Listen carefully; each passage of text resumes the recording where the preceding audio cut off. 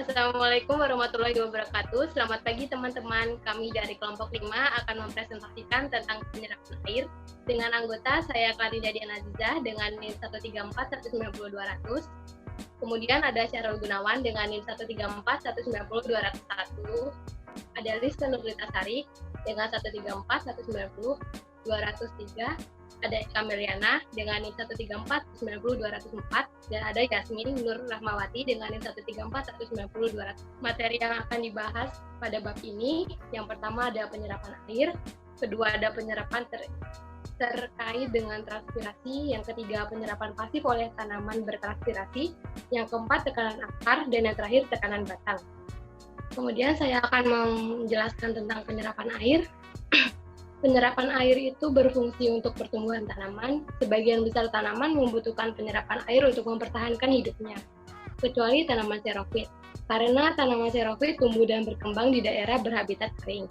Tanaman xerophyt dapat bertahan lebih dari 1 atau 2 hari tanpa menyerap air dalam jumlah yang dapat diukur. Hilangnya air setiap hari oleh transpirasi seringkali melebihi kandungan air tanaman. Contohnya adalah jagung. Kemudian ada penyerapan yang berkaitan dengan transpirasi. Proses penyerapan air sebagian besar dikendalikan oleh kehilangan air dalam transpirasi. Maksud saya laju kehilangan air dalam transpirasi. Penyerapan dan transpirasi dihubungkan oleh kolom air kontinu dalam sistem silam tumbuhan. Dengan demikian, pergerakan air melalui tumbuhan dari tanah ke udara dianggap sebagai rangkaian proses terkait di mana laju keseluruhan dikendalikan oleh proses yang paling lambat, yaitu tahap di mana resistensi terbesar terhadap pergerakan air. Kemudian ada penyerapan oleh tanaman, lambat dan cepat berlangsungnya. Apabila tanah lembab dan hangat, serta transpirasi yang sedikit terjadi, air disilam seringkali di bawah tekanan positif, atau disebut juga dengan tekanan akar. Seperti peristiwa keluarnya getah dari potongan-potongan yang dibuat di silam. Ketika transpirasi cepat, air dari silam biasanya di bawah ketegangan atau tekanan dan tidak ada gutasi terjadi. Menurut Renner, penyerapan air hanya terjadi dalam sistem akar yang sehat dan beroksigen, dan tampaknya bergantung pada aktivitas sel hidup pada akar. Karena dalam penyerapan air aktif, sel-sel rambut akar tanaman menyerap air, dan akar bahkan ketika tingkat transpirasi rendah. Air ini kemudian didistribusikan ke seluruh tanaman, akhirnya mencapai daun. Peristiwa ini disebut penyerapan aktif. Sebaliknya, konsumsi air dengan transpirasi tunas dapat melalui akar yang mati atau bahkan tanpa akar. Dalam penyerapan aktif pasif, akar-akar sel rambut tetap pasif dan mereka tidak mengambil bagian dalam menyerap air dan tanah. Peranan akar dalam transpirasi adalah akar penyerap pasif permukaan yang bergerak ke aliran massa. Hal ini disebut sebagai penyerapan pasif. Penyerapan pasif dengan transpirasi tanaman, kekuatan menghasilkan penyerapan air dengan transpirasi berasal dari tunas dan bukan dari akar. Tingkat penyerapan air dikendalikan oleh laju turunnya air dan tunas, bukan dari aktivitas akar itu sendiri. Selanjutnya yaitu penyerapan aktif dan teori tekanan akar. Nah, hal ini dapat dilihat pada fenomena ditemukannya partikel organik dari nektar bunga dan daun-daun tanaman, perdarahan akibat batang dan gutasi. Nah, yang akan dipelajari yaitu teori sekresi tekanan akar, teori elektroosmotik, dan teori osmotik. Oke, sekresi tekanan akar. Nah, sekresi sendiri adalah peristiwa terpisahnya substansi dari protoplas. Yang dikeluarkan adalah berupa kelebihan ion, hasil fotosintesis, sisa metabolisme berupa alkaloid, tanin, terpen, dan kristal. Nah, untuk sekresi tekanan akar sendiri dilakukan oleh para ahli percobaan. Yang pertama yaitu Art Spring tahun 1929. Dia menyatakan di mana daya hisapan lebih besar di bagian dalam daripada di sisi luar dari sel endodermis dan vaskula parenchyma. Terus selanjutnya yaitu Asterhout tahun 1947, di mana sekresi air dapat terjadi jika konsentrasi yang lebih tinggi dipertahankan di ujung sel daripada yang lainnya. Selanjutnya yaitu ada Frank dan Mayer tahun 1947.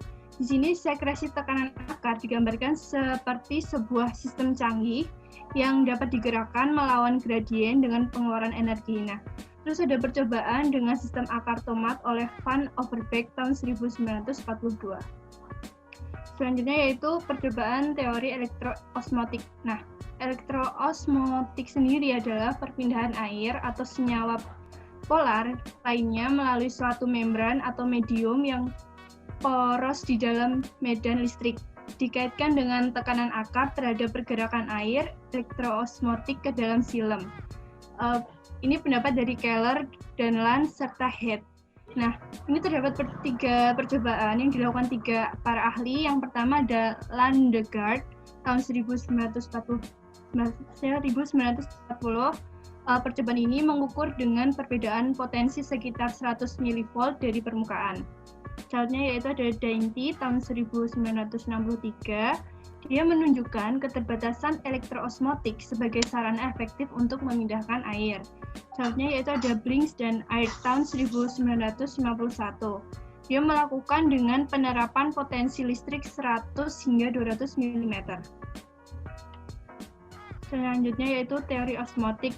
Nah, di sini teori osmotik ini memperlakukan akar sebagai sebuah osmometer yang di dalamnya air bergerak dari luar ke dalam akar sepanjang kemiringan potensi air yang menurun di seluruh membran berpori berbeda yang terbentuk oleh endodermis atau jaringan lainnya.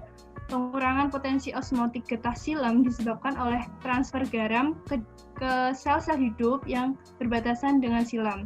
Potensi air dapat berkembang dalam transpirasi tanaman dari tanah pada kapasitas lapangan dari korteks akar dengan potensi osmotik. Nah, ini terdapat dua percobaan. Menurut Scott tahun 1949 dan 1965, teori osmotik ini terdapat protoplasma di elemen silem dan terdapat protoplasma di elemen silem di zona penyerapan. Dan ada Hilmo tahun 1953, dia menyatakan bahwa unsur-unsur silem yang baru dapat menumpuk garam bahkan setelah protoplasma pecah. Yang selanjutnya ada fenomena tekanan akar. Fenomena tekanan akar yang pertama ada perbedaan spesies. Perbedaan spesies pada tahun 1893, Wheeler mengamati 126 spesies, diantaranya Pakis, Angiospermae, dan Gymnospermae, serta 62 spesies lainnya. Tetapi pada percobaannya dia menambahkan contoh getah dari rambut kelenjar dan batang terluka bersama. Namun, beberapa segmen akar apikal dari Pinus taeda, cemara putih, dan bibit mapa gula dari semua spesies lainnya yang diteliti menghasilkan getah yang dapat diukur. Kegagalan untuk menunjukkan tekanan akar tidak disebabkan oleh ketidakmampuan untuk mengakumulasi garam dalam getah silem. Namun, ada kemungkinan bahwa resistensi internal yang tinggi terhadap pergerakan air longitudinal melalui beberapa jenis transisi akar atau akar pucuk dikombinasikan dengan kecenderungan keluar getah akar yang lebih tua di bawah tekanan, mencegah penularan ke pucuk dari tekanan getah yang berkembang di daerah akar apikal. Yang kedua ada volume tekanan getah. Volume tekanan getah akar secara alami bervariasi dengan ukuran dan kondisi marga dan dengan berbagai faktor lingkungan, seperti suhu dan ketersediaan air tanah. Volume aliran getah dipengaruhi oleh cuaca, perlakuan budaya, musim, dan umur serta kondisi tanaman. Terkadang, variasi yang tidak dapat dijelaskan terjadi di antara tanaman yang tampak identik. Pada pohon kecil menghasilkan banyak getah daripada pohon yang besar. Contohnya, kertas birch berdiameter 37,5 cm menghasilkan 28 liter getah dalam satu hari dan 675 liter sebanyak satu musim. Yang ketiga ada komposisi dan konsentrasi getah. Cairan yang keluar dari tunggul dan luka di batang sangat berbeda dalam komposisi dan konsentrasinya. Kandungan sukrosa getah maple berkisar antara 1-7%, tetapi biasanya 2-3%. Ini juga mengandung sedikit glukosa dan sejumlah kecil asam organik, garam anorganik, dan senyawa nitrogen seperti amonia, peptida, dan asam amino, serta mengandung amilase dan konstituen organik yang tidak teridentifikasi lainnya. Kandungan bahan organik getah silem dari jenis herba nampaknya lebih rendah daripada mineral berjenis kayu. Yang keempat adanya besarnya tekanan akar. Tekanan akar berasal dari lokal disebabkan oleh luka dan bukan tekanan akar yang sebenarnya. Studi lebih lanjut dari eksperimen ini menunjukkan bahwa meskipun gutasi terjadi dari tanaman dengan akar dalam larutan yang memiliki potensi osmotik 3-6 bar, karena penyerapan garam, tekanan hidrostatik yang dikembangkan kurang dari 3 bar. Proses tekanan akar dapat terjadi sana. Sana merupakan penurunan langsung ketika sistem akan rusak karena penanaman, tetapi pemulihannya biasanya terjadi selama 1 minggu. Yang selanjutnya ada periodisitas. Periodisitas harian pada eksudasi tekanan akar biasanya dikaitkan dengan variasi pelepasan garam atau transport ke xilem. Hansen melaporkan transkolasi ion yang lebih besar ke tunas pada siang hari daripada malam hari. Dia juga menghubungkan periodisitas dalam tekanan akar tanaman bunga matahari hingga periodisitas dalam kecepatan di mana garam diangkut ke dalam xilem. Penyebab lain, kemungkinan variasi diural pada eksudasi tekanan akar adalah variasi diural dalam permeabilitas akar. Menurut Skidmore, ketahanan terhadap aliran air melalui sistem akar kapas memiliki 5 kali lipat antara siang hari dan malam hari. Penyebab variasi diural ini tidak diketahui dan fenomena tersebut memang layak studi lebih lanjut. Yang terakhir ada gutasi. Bukti paling umum dari tekanan akar adalah gutasi, yaitu getah tetesan cair dari tepi dan ujung daun. Biasanya gutasi terjadi melalui hidatoda yang merupakan pori-pori seperti stomata di atas ruang antarsel di epidermis. Xilem dari vena kecil biasanya berakhir di antara parenkim berdinding tipis below setiap hidatoda. Ketika tekanan akar berkembang, air dipaksa keluar ke ruang antarsel dan mengalir keluar dari hidatoda. Gutasi dapat terjadi melalui stomata biasa seperti pada beberapa rerumputan. Jumlah cairan yang keluar dari hidatoda bervariasi dari beberapa tetes air per daun hingga banyak milimeter. Komposisi cairan hampir bervariasi. Air murni terjadi larutan encer, zat terlalut organik dan anorganik. Menurut Phantom 957, ada 2 pandangan tentang pentingnya tekanan akar. Banyak penulis di masa lalu menganggapnya sebagai faktor penting dalam penyerapan air, dan beberapa masih menganggap kurang penting. Menurut pendapat penulis, penyerapan air secara aktif tidak terlalu penting dalam ekonomi air di sebagian besar atau mungkin semua tanaman. Tekanan akar dan fenomena terkait hanya hasil kebetulan dari fakta bahwa garam terakumulasi dalam prasasti banyak perang. Beberapa alasan untuk menganggap absorpsi tidak terlalu penting. Yang pertama, volume eksudat dari tunggul jarang melebihi persentase kecil dari volume air yang hilang dalam transpirasi oleh tanaman utuh serupa dalam kondisi yang mendukung transpirasi.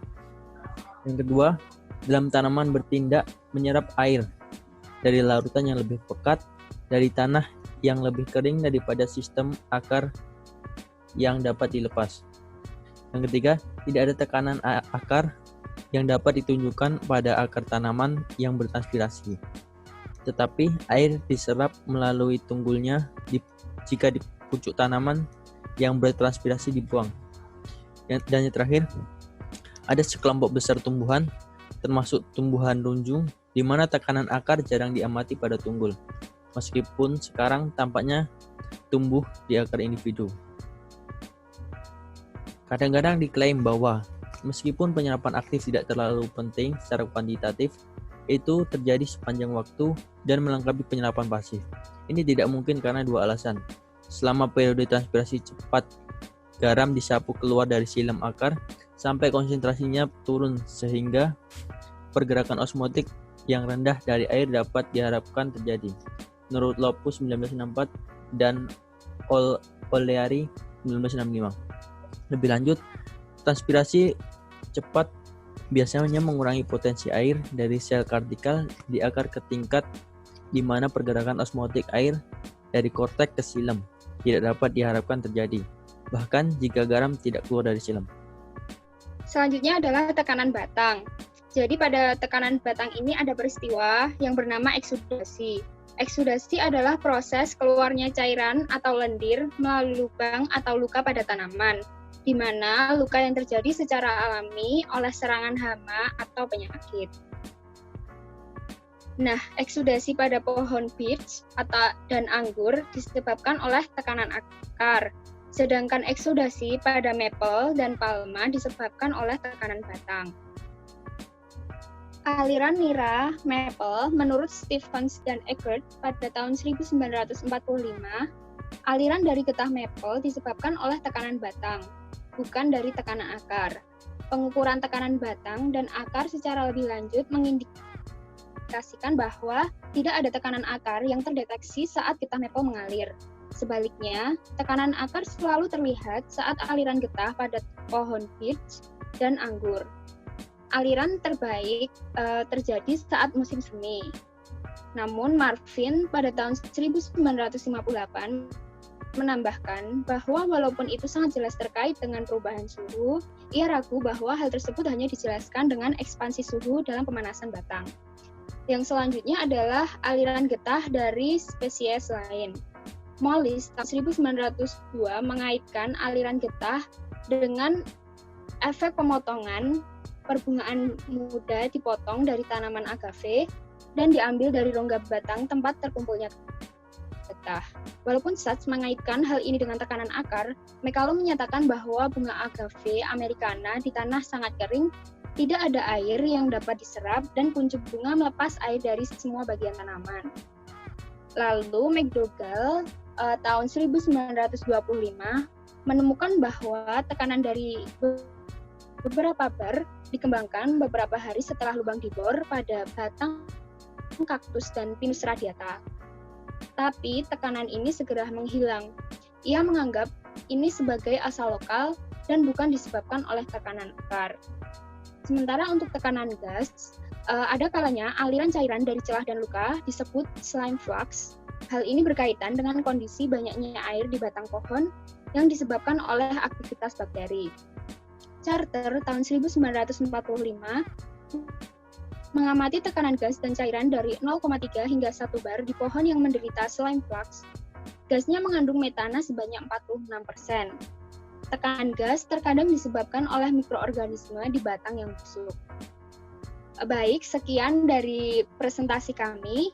Apabila ada pertanyaan bisa disampaikan melalui kolom komentar atau melalui WhatsApp group. Sekian, wassalamualaikum warahmatullahi wabarakatuh. Terima kasih.